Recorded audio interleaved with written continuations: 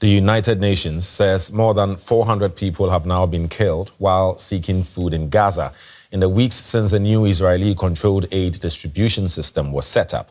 The system has been described as a, quote, killing field by the head of the UN Agency for Palestinian Affairs, or UNRWA. Meanwhile, the Israeli newspaper Haaretz is reporting that the Israel's military is investigating possible war crimes committed near aid distribution points where people have died under Israeli fire. Israeli Prime Minister Benjamin Netanyahu rejected the report, saying it defamed the military. Let's get more on this from Rosalia Bollen. She is the spokesperson for UNICEF. She joins us from Vataro in Italy. Hello, Rosalia. Hundreds of people in Gaza have reportedly been killed while trying to access aid since the end of May. So how effective is the aid distribution system? I mean, you've seen the images for yourselves. My colleagues actually have met children injured at these distribution sites, and sadly, at least one child that we had interviewed, a 13-year-old, had died just a couple of days after we interviewed him. He had shrapnel lodged in his body. He was in severe pain, and the hospital that he was admitted to couldn't help him and couldn't even provide pain relief. So what is very, very clear is that in the very first place, this setup is unsafe.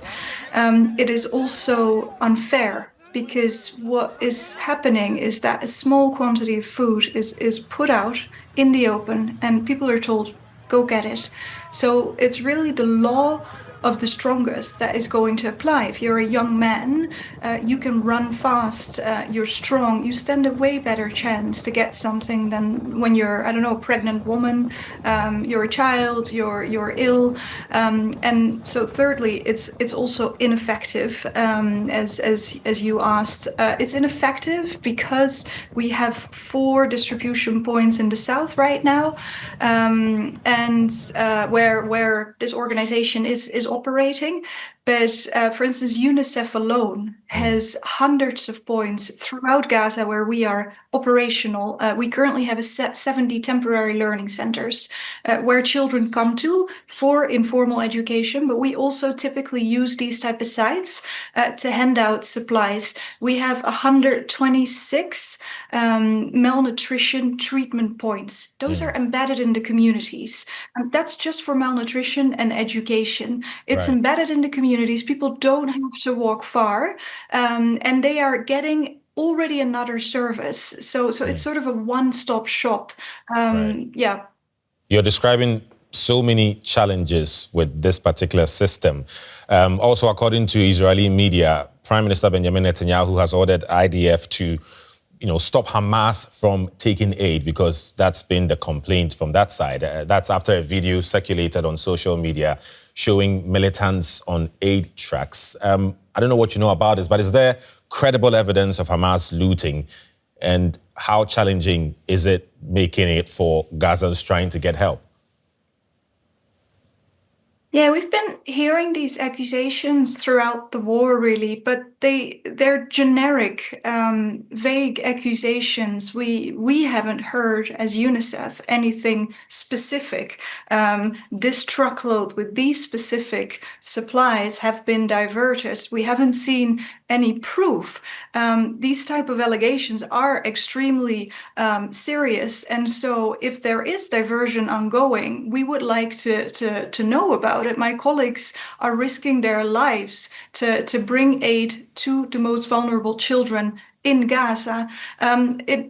I can also say something more about the way that we operate. For instance, when it comes to malnutrition, we have therapeutic supplies. UNICEF doesn't bring in food. We have therapeutic medicinal products for malnourished children. In May alone, there were over 5,000 children diagnosed with malnutrition. Now, parents come with their child to a screening point, one of those 126 points I refer to. The child is screened. Based on the screening, the child is going to receive supplies.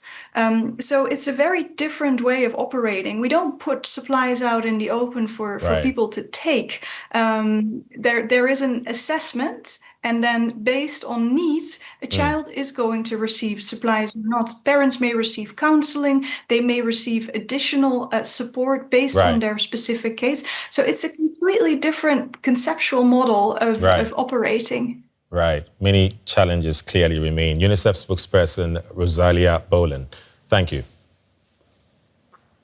Thanks for having me.